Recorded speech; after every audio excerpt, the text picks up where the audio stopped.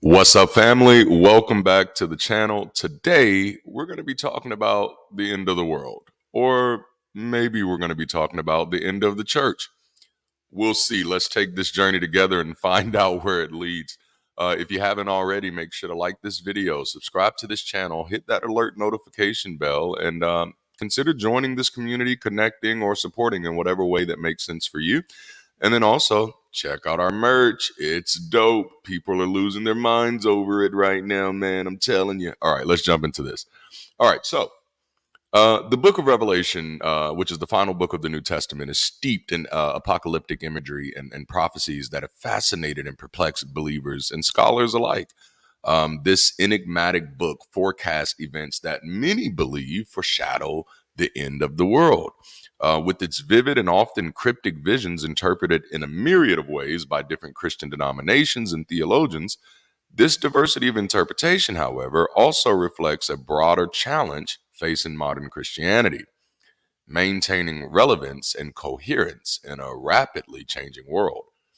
As church attendance in many parts of the world declines and secularism continues to rise, the interpretations of texts like Revelation play a crucial role.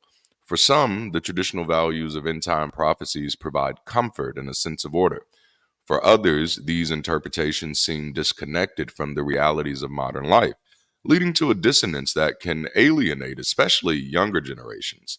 This disconnection might be contributing to the difficulties some churches face in retaining their membership, as contemporary issues and values increasingly diverge from traditional interpretations of Scripture. Moreover, the complexity and often alarmist nature of Revelation's prophecies can be daunting. In an area where literalist and fundamentalist interpretations can lead to exclusionary or divisive rhetoric, there is a growing movement within the church that calls for a more metaphorical and historically contextualized approach to Revelation. This, my friends, is the fruit of secularism. This shift reflects a broader interrogation of Christian eschatology, questioning not just what Revelation predicts, but how these predictions should be received in a contemporary society. And I think I just gave myself an idea for a new video, because, of course, I've talked about how secularism has been increasing in the world, just statistically, and where it is increasing at. um, it would be a good idea to have a conversation to kind of highlight how secularism isn't just increasing outside of the church. Secularism is increasing inside of the church as well. I think that was one of the reasons why it was so easy for me after 20 years. I guess easy might be a little bit of an overstatement, but why it was so easy for me once I did make the decision to go ahead and let this religion go. I think part of the reason that was so easy for me is because the types of churches I was affiliated with were already preaching a more people centric version of theology. And while we did still attach ourselves to quite a bit of the superstition, we did these type of churches, which when they first started hitting, people called them seeker friendly churches. I just called them urban churches, because it's ultimately the result of urbanization. The more people, you have involved, the harder it is to keep the bullshit meter in check. You know what I'm saying? And that's ultimately what happens. And so, like, I remember the last prayer I prayed to God was, you know what, God, I'm just gonna have to love people. Like, that's gonna be my focus. And since you love people and I love people, there's no divergence here. That was kind of my way of thinking, which made it easy. Is the big point there. But yeah, so secularism isn't just sec. We tend to see secularism and religion as yeah, secularism and religion as complete opposite ends of the spectrum, and that's not quite the appropriate way to, or I think that's not quite the appropriate way to approach that. Supernaturalism would be the other side of that spectrum. You see how that makes sense? Supernaturalism would be the other side of secularism, which means if you study religions, especially the Christian church in America, they have become increasingly less supernatural, less focused on supernatural events, less, and that was literally my journey. I started, in the Pentecostal apostolic style churches where, almost like damn, like my journey was almost like humanity's journey in that sociological evolution, because the Pentecostal apostolic church, everything is spiritual. There's demons everywhere, there's angels everywhere, which was one of the reasons I got into like Frank Peretti books at the time, who wrote books like This Present Darkness, Piercing the Darkness, Hangman's Curse, The Visitation, which actually was one of my favorites. But yeah, like everything was super duper spiritual. Everything was overly spiritual. But the 20 years I spent involved, as each year progressed, I became increasingly secular with no fear of it being a threat to my religion. But also, I wouldn't have used the word secular to describe it at the time. Because the word secular for me meant something incredibly different at that time. Secular just meant worldly. It just meant this is not God, which I guess that kind of means the same. All right, so let's keep rolling. What we're going to do is we're going to examine 5 well documented and widely accepted interpretations of Revelations, so that we can explore this theological diversity, but also confront the implications of these beliefs on the life and health of humanity itself. And I think it's these things that many members have wrestled with that have led to deconversion. You'd be surprised how many people left the faith because of stuff about the end of the world. Which, I mean, actually, we shouldn't be surprised. I mean, it's probably one of the leading factors in people departing from the faith. I'm not going to say it's the number one, but man, it got to be in the top 10 of people thinking like, well, Jesus has been supposed to be coming back for like 2,000 years and it ain't happened. That's an eschatological issue. You know what I'm saying? So we're going to start with one that I didn't learn about until probably about the last 5 years that I was in ministry, and that's the preterist view. I remember the first time I heard this word, I thought they were saying prejudice and just couldn't pronounce it right. No, because they were saying, "Oh, this guy's a preterist, so we don't associate with him." And I'm like, "Yeah, we don't associate with prejudices, whatever." Yeah, but preterists believe that most, if not all, of the events in Revelation were fulfilled in the early centuries of Christianity, particularly relating to the fall of Jerusalem in 70 AD and the persecution of Christians under the Roman Empire. This view interprets Revelation as a symbolic commentary on the struggles and persecution faced by early Christians rather than a prediction of future events. So it's these people who say, "Hey guys, I got it. I know what's wrong. It already happened. That's why it's not happening. It already happened." Preterists argue that the book of Revelation was written primarily for its first century audience, offering them comfort and guidance amidst persecution. A significant focus for preterists is the siege and destruction of Jerusalem by the Roman Empire in 70 AD, an event they see as a central fulfillment of Revelation's prophecies. This calamity, including the destruction of the temple, is viewed as the prophetic judgment predicted in Revelation, symbolizing the end of the old covenant and the triumph of Christianity over Judaism. Wow, right? And of course, the intense persecution of Christians under Roman emperors such as Nero and Domitian is seen as another key aspect of Revelation's fulfillment, which I do plan on doing a video on the era of Christian persecution. That was one of the things after my deconversion that well, actually, it goes back before my deconversion. It was one of the things that really bothered me.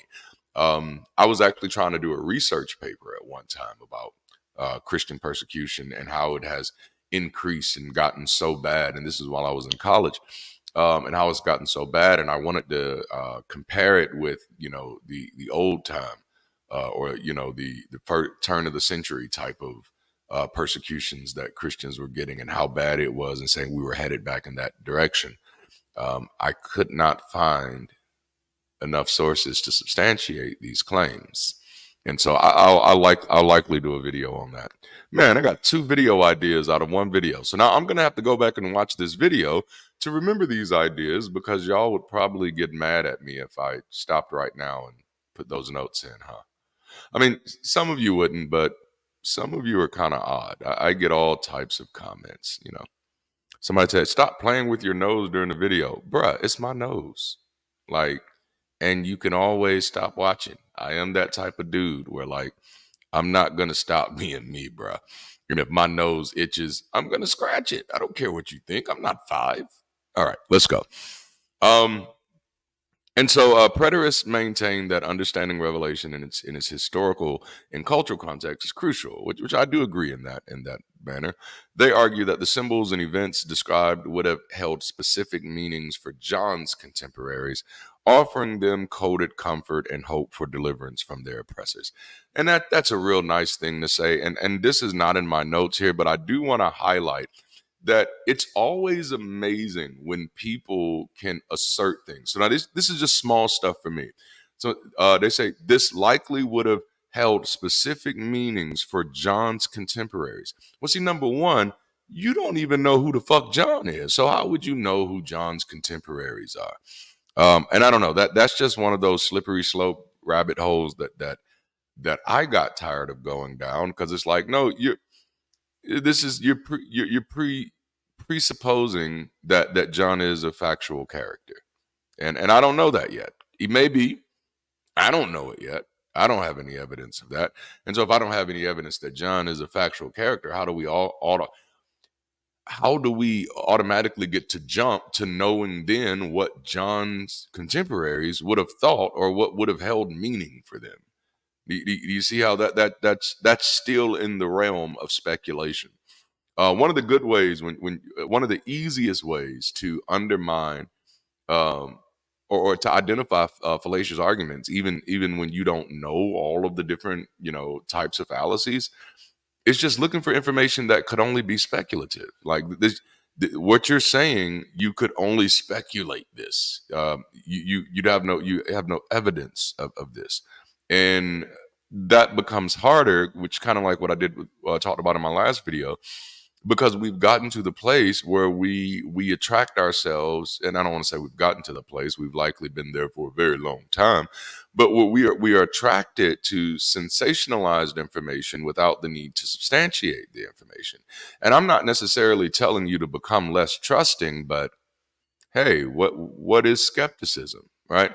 And so even when information percolates you just right or whatever, you still need to make sure you try to seek to substantiate that information. But so my little pet peeve there.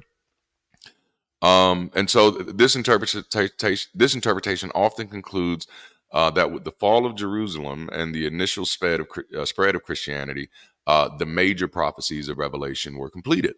Any ongoing application is typically understood in terms of spiritual victory over sin or personal trials rather than unfulfilled future events. And the preterist worldview is ultimately, kind of just going back to something that I threw in earlier, is ultimately kind of evidence of that increasing secularism, right? Because throughout in this one, that is an entirely secular approach. And that entire secular approach exists for the very purpose that this video exists. This secular approach exists because there was no way that the church or that these group of people could feel good with themselves, attaching themselves to these ideas of things happening when there's this long of a delay. So this is one way that they have sought to secularize their religion. And in this sense, almost saying like, hey guys, you don't have to worry. The end of the world, it's already happened. We're on the good side now. Now that is an oversimplification of the preterist view, to be sure. But again, I do not exist to be your instructor. Nobody does. If I say something that is of interest to you, go check it out. It's the easiest thing to do. I don't know why that's so hard for people. Like, you just go look it up. Google it, my friends. But I can't trust Google. You can't trust me either. You don't know me, bruh. Like, these degrees back here could be fake. Stop it. This is how we shift ourselves from dependency on bad information by holding ourselves accountable to know how to get good information. Stop looking for other people to be your shortcuts, because I'm not going to be that for you. I'm not. And you're going to be pissed off every time you ask me to be. because I'm going to say something to you that you're not going to like, because ultimately I'm going to remind you that you're being lazy, and it's likely that you've given yourself a lot of good reasons to be lazy, but none of those reasons are going to help you get to accurate information. And what I most care about is not you believing what I say, is you knowing how to get to accurate information. All right. So let's hit the historicist interpretation. Now, they view the events in Revelation as unfolding throughout the course of history, from the time of John to the second coming of Christ. This perspective sees Revelation as a prophetic survey of the history of the church, including significant events such as the rise of the papacy, the Protestant Reformation, and ultimately leading to the final judgment. So, some key components of this interpretation is that is key historical events interpreted as fulfillment. So the seven churches, which was in Revelations chapter 2 and 3, the letters to the seven churches are seen as representing different areas or phases in the history of Christianity, with each church symbolizing a different period in the church's growth, struggles, and spiritual condition. So for them, the seven churches is these is the first 500 years. These is the second. Well, it's probably less than 500. Let's do like 125. First 125, second 125. It might be more than 125, but you get the point. And then they're just different phases of the church. I've only seen one phase of the church. Superstitious. That's the only phase of the church I've seen. And that phase has been incredibly violent, incredibly ignorant, and incredibly malevolent. That's no seven phases, and unless you just start at bad and you get to worse, Let me stop. I am being a little facetious there, but why not? I mean, it's fun to be facetious. That should be like a Sesame Street song. It's fun to be facetious. Yep, I can see it. Don't you take my song. All right. The rise of the papacy, the beast, and the whore of Babylon, Revelations 13 and 17, are often interpreted by historicists as symbols of the Roman Catholic Church and the papacy, especially during the Middle Ages. Historicists have traditionally viewed the papacy as fulfilling many of the negative prophecies related to corruption and the persecution of true believers. And so, obviously, you're going to see this. What you really do see, and I don't know if it's in all religions, because I can't speak to all religions, right? So some people say, well, why don't you speak against Islam? Because I was never a Muslim. Well, why don't you speak against Hinduism? Because I was never a Hindu. See, unlike believers, the rest of us like to only talk about the things that we actually know. You see how that works? And so I talk about the things that I know. But you see this language here, true believers, right? That will say that anytime you see true believers, then you can just go ahead and go true Scotsman. No true Scotsman is where this is going. And it's funny because it always amazes me when we can point it out in religion, but we don't point it out in other areas of our lives. So in my community, like, well, no real man or a real man to do this. Like, see, that's fallacious at best, right? And we really need to stop feeding shit like that. It's not great. It's not great. But so the interesting thing about the way these people take these different views, right, is that for the historicist view, you're imposing a timeline where a timeline does not exist, and you're not even being linear with your imposition of the timeline. So it's just like, yeah, Revelations chapter 2 and 3 are about 7 phases of the church from then until now, but then chapter 13 and 17 is about a time period that took place somewhere between that phase. See, this argument would have made more sense, not sense, but just more sense if the letters to the 7 churches was at the end of Revelations, not the beginning. So then it could be somewhat of a summation. And so it's the only way any of these ideas and interpretations can stand as valid is if you already have the presupposition that this stuff has already been substantiated, and it absolutely hasn't. And so everybody's starting from a point of mystery and building from there. How the fuck do you do that? Like, imagine trying to build a house on a mysterious plot of land, a plot of land that you can't actually put shit on, plot of land that you can't actually see. And so, like that, and kind of jumping the gun. But this is another part of the point of the video, is to show that this is why there is no clarity in Christianity, because there is no foundational truth. There's nothing to build on. You know what I'm saying? You got to have the foundations before you build the walls, and before you put the roof up, and before you put the load bearing stuff in there, you know? And Christianity doesn't have that. That's why there's 44,000 different denominations. This is why there are literally more than 20 different interpretations of Revelations in just Protestant Christianity by itself. Yeah, it's it's division all the way down. It's division all the way down. All right. So, and then the Protestant Reformation, historicists point to the Protestant Reformation as a key event symbolized in Revelation. Martin Luther and other reformers are seen as fulfilling the role of those who oppose the corrupt religious system, often identified as Babylon or the beast. And the French Revolution and the fall of Rome are also included into this. They're viewed as fulfillments of the judgments and upheavals described in the apocalyptic visions. And so, in this way, the historicist view, which I'm actually not necessarily mad at so far. Obviously, I don't agree with it, but what they're doing is a lot more like folklore, which is almost like folk religion. Well, no, there's a better word. It's not folklore, but I mean, you're kind of treating it like folklore, but it's more like fables. But instead of moralistic outcomes here, there are historical outcomes. So it's like a historical fable. Yep, I'm using that. That's where I'm going. But it's interesting. All right. So, and then of course, the historicists still do have the ideas of the reign of the Antichrist. They view the Antichrist as a symbol of historical figures or systems that oppose the Christian faith. Now, this might be the important part for these folks. So then, for them, and I saw a lot of this seeping over into more of the charismatic churches. And it's funny because once churches kind of become urban churches, they do move away from the charismatic type of thing, even though they still have some of it. But in the more charismatic churches, that's they many of them have taken on a historicist view while still maintaining a futurist view, in the sense that they've accepted the ideology of that Antichrist isn't one person, but Antichrist is everybody who don't like Christianity. You can kind of see the danger there with that interpretation.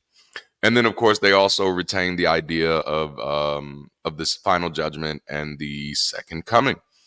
And of course, this is supposed to mark the end of human history and Christ reigning over a renewed creation. Now, if it's a renewed creation, at that moment, is it evolution? And basically, that's the promise. The promise is that you're going to be evolved. Man. There are also idealistic interpretations, which they read Revelation as a timeless allegory of spiritual battle between good and evil. Followers of this interpretation believe that the book does not predict specific events, but instead portrays ongoing themes and struggles that are spiritual in nature. So, what they decided to do with building their house on the mysterious land is to just build a mysterious house. You know what I'm saying? So instead, hey guys, it's all mystery. Which is brings me to the next one, which is eclectic. And I'm spending less time on these two because I want to spend time on the futurist view, which is the most well known. But the eclectic view or the eclectic interpretation, advocate an approach that combines elements of the futurist, preterist, historicist, and idealist. So it's just like, hey, let's just put them all together. It works. Nobody knows what it is anyway, so they're not going to know what it isn't. And that's how that works. But this interpretation acknowledges that Revelation may have had specific meanings in its own time, while also containing truths applicable to all Christians throughout history, including predictions of future events. And if I was in a conversation with somebody and they use that type of language, that this may have information like that, then I'm like, if it may, then it also may not, you know. And so that's where that exists, which means you don't know. You don't fucking know. So why are you speculating? All right. So let's hit the futurist interpretation. The futurist view holds that most of the prophecies in Revelation will occur in the future and will unfold as literal future events leading up to the end of the world. This interpretation is prevalent among many evangelical and fundamentalist groups, which brings somebody was saying something the other day, and I was like, "Oh, this person is evangelical; they're not fundamental." And I'm like, "Oh, who told you those were different things?" Nope, they're not mutually exclusive. Typically, most evangelicals are fundamental. That's what gets them to becoming evangelicals. That they have a fundamental view of the Bible. That's why they don't want you to be gay. It's because of their fundamentalism. I don't know what a non-fundamental evangelical would look like. All right, or maybe who knows.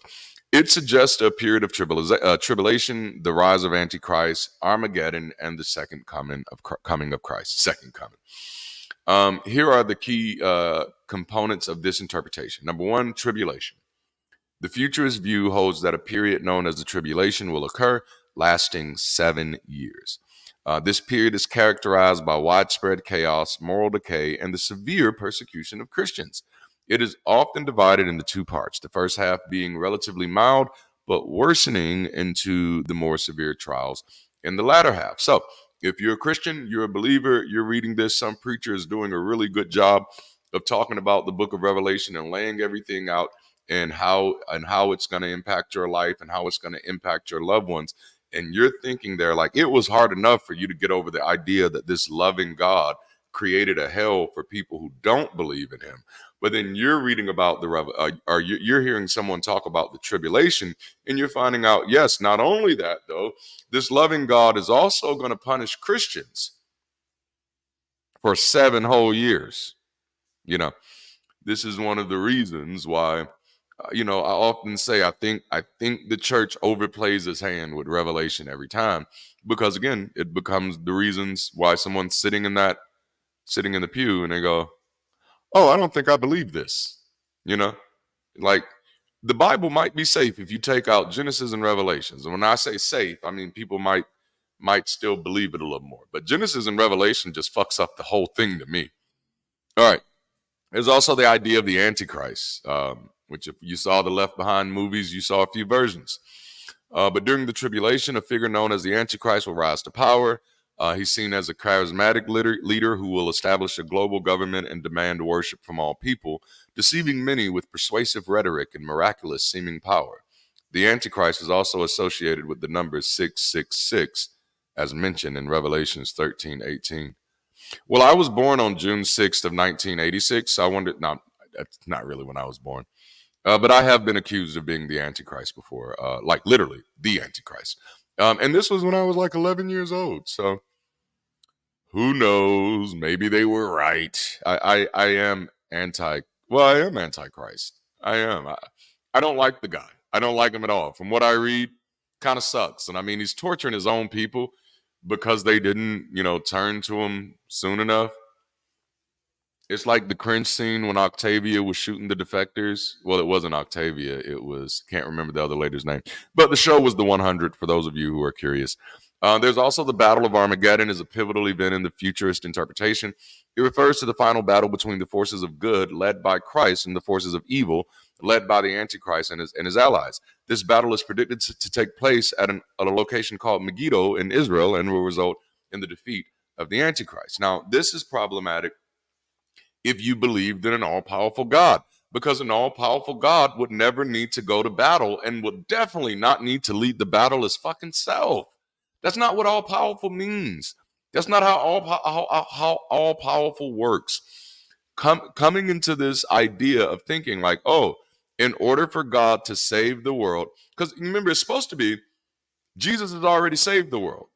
But apparently, it's not really saved until he comes back and shows off his awesome battle sequences. Like I don't. Again, end of the world, or is it just the end of the church? Okay. And then, of course, the second coming of Christ, which I've written a book on that. If you haven't bought it yet, what are you waiting on? It's on Amazon. It's called Christ Held Up, and it's written by me. You can literally just type my name in Amazon, and you'll find it, along with some other books that I've written. And then also this idea of final judgment. So after the millennium, Satan will be released, deceive the nations one last time, and then be definitively defeated. So Jesus comes back, there's a battle, Satan is defeated, and then God says, hey, you know what? Let's let him out one more time, and let's let him deceive the nations one more time, and then he'll definitely be defeated this time. Uh, yeah, just think about yourself hearing that as a believer who's sincerely trying to understand. What most people don't understand is why so many people are still believers is because they are only believers culturally. When they are in church, they are not trying to sincerely understand their faith. They're not trying to sincerely understand their religion. To them, that is a default position. The default position is that this is true. The default position is that everybody else knows that this is true. So I'm not coming here for you to tell me that this is true. I'm coming here for you to teach me how to be happy. That's what's going on in most churches. And in that sense, that's another clue that you see how churches are becoming increasingly more secular. All right, so but now to further drive this point home, about churches becoming more secular and why the end of the world thing might do it, because it's so confusing and convoluted. They both work. And I just gave you 5 different interpretations of Revelations. The last one was the futurist interpretation. Now, I'm going to give you some more different interpretations of the futurist interpretations, because it's literally division all the way down. It's chaos all the way down. There's no one belief that this book has that is clear. So you have dispensational premillennialism. These people love their words, man. Now, this interpretation is perhaps the most widely known among futurist views, especially in evangelical circles. It suggests that history is divided into specific dispensations where God interacts with humanity in different ways. This God who changes not. Dispensational premillennialists believe in a rapture where Christians are taken to heaven, followed by a 7-year tribulation on earth, and then a 1,000-year reign of Christ, the millennial. All right. So that's the one that's most widely known. But then there's the historic premillennialists, and they're similar to the dispensationalists. But for them, they hold that Christ will return before a literal 1,000-year reign. However, it doesn't typically emphasize the rapture as a separate event from the second coming. But then there are the pre-tribs who believe in the pre-tribulation rapture, rabbit hole. I can't get my words out today. This particular interpretation among dispensationalists holds that the rapture, wherein Christ removes the church from the earth, occurs before the tribulation period begins. And then you have the mid-tribulationist people that they believe that the rapture will not take place at the beginning, but at the midpoint of the 7-year tribulation. But then, of course, you also have the post-tribs, who, in contrast to pre and mid-tribs, they argue that the church will endure the tribulation period to emerge purified and ready for the immediate return of Christ. This interpretation emphasizes the church as victorious rather than escapist in facing end-time tribulations. And basically, it's like, hey, when do you want to suffer? That basically seems to be the gist of here. But if you can imagine being a believer who's sincerely trying to figure this shit out, this will become, I don't even want to use the word confusing, because there's not enough information. There's not enough evidence for it to be confusing. It's just all bullshit. And it becomes like, oh yeah, so everybody's just kind of making up their own things. And if you're actually trying to figure it out, you start playing with these ideas like, okay, is Christ going to punish me before the rapture? After the rapture, is he going to punish me before the millennial reign or after the millennial reign if I don't make the rapture? When they release the devil again, will I be out here and will he be able to deceive me? And then you realize that, oh shit, I'm stuck in a fucking loop of things that can't happen. And at that moment, you deconvert. But no, I know that's definitely an oversimplification, but the reality is that the question of the end of the world, eschatological questions have been a driving factor in why people are leaving Christianity and have been leaving Christianity for years, decades, centuries even. It's always going to be the shit that people can't make sense in their own head that's going to eventually lead them to be like, okay, I'm out of here. And this is definitely one of those books. So, again, as I stated earlier, it's not the end of the world, but it is the end of the church. Praise God, right? All right, y'all. Thank y'all for watching. I hope this was fun for y'all. I hope you learned something. I hope this inspired you to go research something. If you haven't already, please make sure to like the video, subscribe to the channel, hit that alert notification bell. Consider joining our community either through YouTube, Patreon, or through our Discord. And also, check out the merch because it's dope. All right, I'll holler at y'all. Until next time, keep rising, stay progressive, and stay beautiful if you can. I'll holla.